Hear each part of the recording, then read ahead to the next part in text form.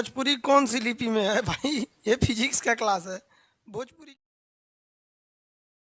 देखिए वो हम लोग फिजिक्स स्टार्ट करते हैं तो रेलवे टारगेट बैच के हिसाब से या फिर आपका जो भी एग्ज़ाम्स होते हैं उसको ध्यान में रख के अगर आप देखेंगे तो फिजिक्स को स्टार्ट करिएगा तो आपका फिजिक्स का पहला चैप्टर आता है यूनिट। लेकिन आपको भी पता है इससे अब जो ट्रेंड चल गया है यूनिट से क्वेश्चन लगभग ना के बराबर।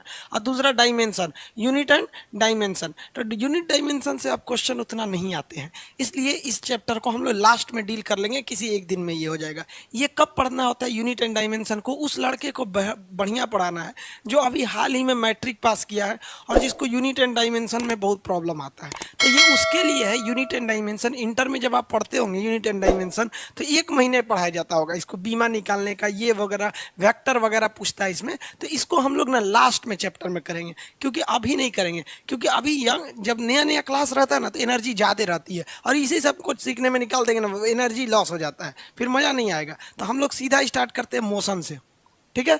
यूनिट एंड डायमेंशन को हम लोग लास्ट में देखेंगे। लोग आज क्लास हम लोग कहेंगे मोशन से, गति। मोशन को हिंदी में क्या कहते हैं भैया? गति। मोशन को क्या कहा जाता है? तो गति का मतलब होता है मोशन का कि आप एक चीज के रिस्पेक्ट में दूसरे चीज का अगर लोकेशन, पोजीशन बदल रहा है तो आप उसे कहेंगे गति है। जैसे आप देखिए ध्यान से, ये दो रेखाएं हम खींच रहे हैं, ये दोनों रेखाएं एक दूसरे के हिसाब से गति में नहीं है क्योंकि दोनों एक साथ गई हैं सब। लेकिन अगर आप देखिए, अब हम दो रेखाएं खींच रहे हैं, एक को पहले खींच दिए, एक को बाद में खींच दिए, अब आपको गति लग रहा होगा। तो कभी भी जो मोशन होता है ना, ये आप मोशन कर रहे हैं या मोशन नहीं कर रहे हैं, मतलब गति में है या नहीं है, आप दूसरे को देखकर पता कर सकते हैं, खुद को देखकर पता नहीं कर सकते हैं। समझ में गया? ट्रेन में आप बैठे होंगे, अचानक जैसे मान लीजिए ट्रेन स्टेशन पे है, अगर ट्रेन स्टार्ट होती है, झटका लगा तब तो आपको पता ही चल जाता है कि नहीं ट्रेन स्टार्ट हो गई है। लेकिन कभी कभी ट्रेन काफ़ी स्मूथली स्टार्ट हो जाती है, तो जब ट्रेन स्मूथली स्टार्ट होती है तो आप अचानक बाहर देखते हैं तो अरे ट्रेन खुल गई क्या? समझ में आया कि नहीं? आज गला थोड़ा सा मेरा बज गया है तो प्रॉब्लम हो रहा होगा आप लोग को सुनने में, तो माइक की गड़बड़ी नहीं है बहू, गला ही बज गया है मेरा। तो वो क्या है कि आपको कभी भी गति का एहसास कब होता है? जब आप अगल बगल में देखते हैं तब, अदरवाइज में गति का एहसास आपको नहीं होगा। तो मोशन कभी भी दूसरे पे डिपेंड करता है।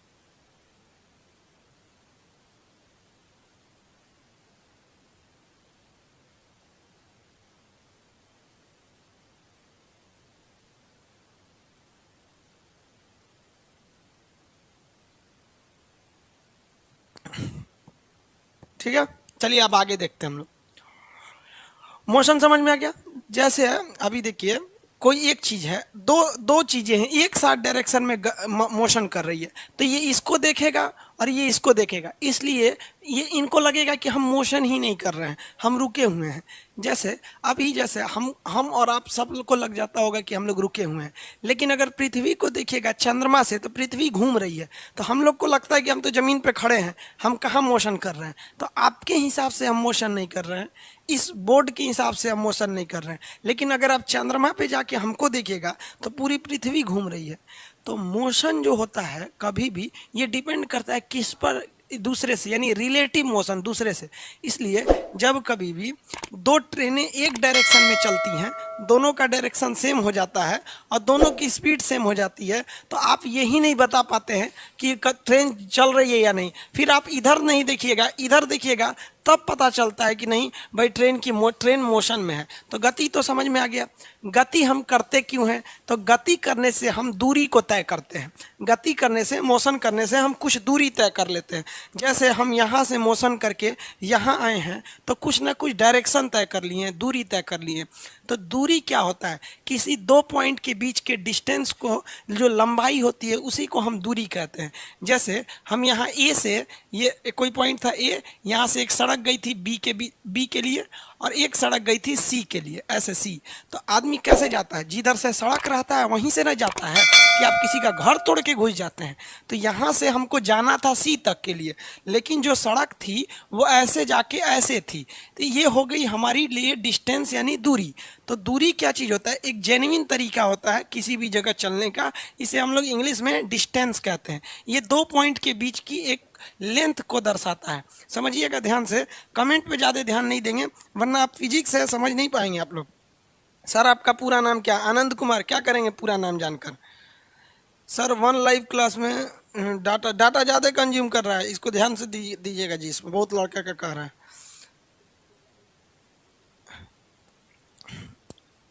चलिए देखिए आगे, कंसंट्रेट होकर समझिए। तो डिस्टेंस समझ में आ गया। अब कमेंट पे ध्यान नहीं देंगे, अब हम आधा घंटा तक कमेंट नहीं पढ़ने वाले हैं। ये हो गया इसका डिस्टेंस। लेकिन इसी डिस्टेंस में एक खराबी होती है, डिस्टेंस जो है ना वो ज़्यादा लंबाई को तय कर देता है। तो मान लिया कि ये 2 किलोमीटर जगह था, ये 3 किलोमीटर था, तो टोटल इसकी डिस्टेंस की कितनी हो जाएगी? 2 किलोमीटर ये वाली लंबाई और 3 किलोमीटर ये लंबाई, यानी 2 + 3 ये टोटल 5 किलोमीटर लंबाई चल दिया। तो डिस्टेंस कभी हमेशा डिपेंड करता है कि रास्ता किधर से है, ये ज़्यादा लंबा रास्ता ले जाता है। लेकिन इसी से छुटकारा पाने के लिए एक नए चीज़ को फिजिक्स ने जन्म दिया, उसको कहते हैं विस्थापन। विस्थापन विस्थापन को इंग्लिश में कहते हैं डिस्प्लेसमेंट। डिस्प्लेसमेंट देखिए, इंग्लिश हिंदी में कोई प्रॉब्लम नहीं आता है, खास करके साइंस में। इंग्लिश हिंदी से क्या मतलब है, दोनों बोला जाता है आदमी को। विस्थापन कहता है कि भाड़ में गया इंसानियत, भाड़ में गया रास्ता, हम तोड़ के चलेंगे सीधे। हम कैसे चलेंगे? सीधे। घर द्वार रास्ता में है, तोड़ दो। खेत होता है, हेल जाओ खेत में, कोई मतलब नहीं है। जबकि आप जान रहे हैं कि रास्ता ऐसे है करना, खेत में से घुस जाओ, आगे गढ़ा है कोई दिक्कत नहीं है। किसी का घर आया है उसमें तोड़ ताड़ के घुस जाओ। समझ में आ गया कि नहीं आ गया? किसी को दिक्कत?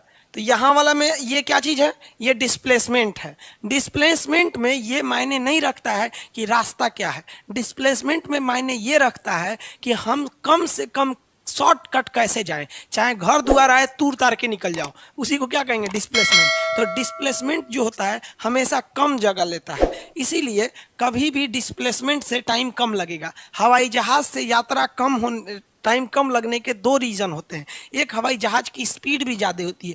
दूसरा, हवाई जहाज़ को ट्रेन की तरह ऐसे ऐसे रास्ता नहीं पड़ना पड़ता। कभी ट्रेन देखते होंगे ऐसे घुमा है, सड़क देखते होंगे ऐसा, कोई जहाज़ को नहीं, सीधे दिल्ली से पटना सीधे ऐसे, दिल्ली से मुंबई सीधे जाता है एकदम ऐसे। अगर बीच में कोई बहुत ऊंचा जैसे हिमालय जैसा पहाड़ नहीं है तो जहाज़ अक्सर क्या करता है? डिस्प्लेसमेंट तय करता है।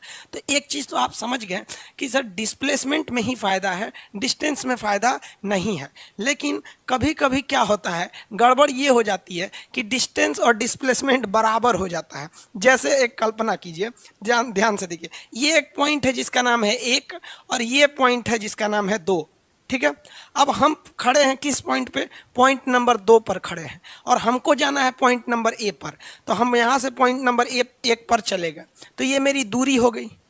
अब बताइए और अगर हम कहते हैं कि नहीं शॉर्टकट से जाओ, तो भैया शॉर्टकट से दूसरा कोई रास्ता ही नहीं है। इसी को भी दूरी भी कर लीजिए, इसी को डिस्प्लेसमेंट भी कर लीजिए। तो कभी कभी मामला फंस जाता है।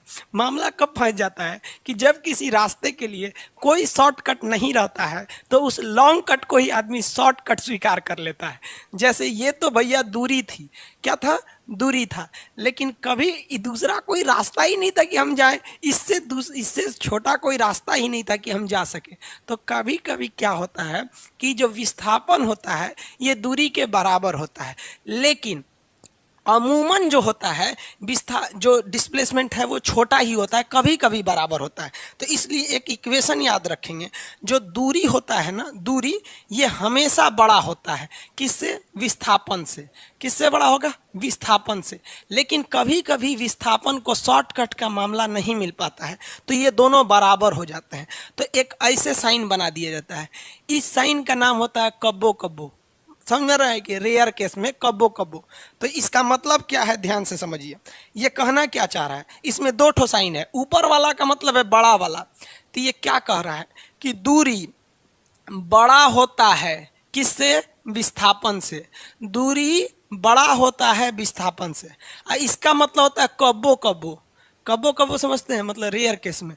तो ये कह रहा है कि दूरी कब्बो कब्बो बराबर हो जाता है विस्थापन से। आई कह रहा है कि दूरी बड़ा होता है, मतलब दूरी जेन्युइन केस में बड़ा होता है, लेकिन कब्बो कब्बो ये विस्थापन के बराबर हो जाता है। ससुरा शॉर्टकट मिलिए नहीं रहा था, कौन सी करें हम यहाँ पर। तो दूरी और विस्थापन में ये बेसिक अंतर थे। अभी और जरा समझते हैं, इसको थोड़ा समझने की ज़रूरत है। अभी ध्यान से देखिए,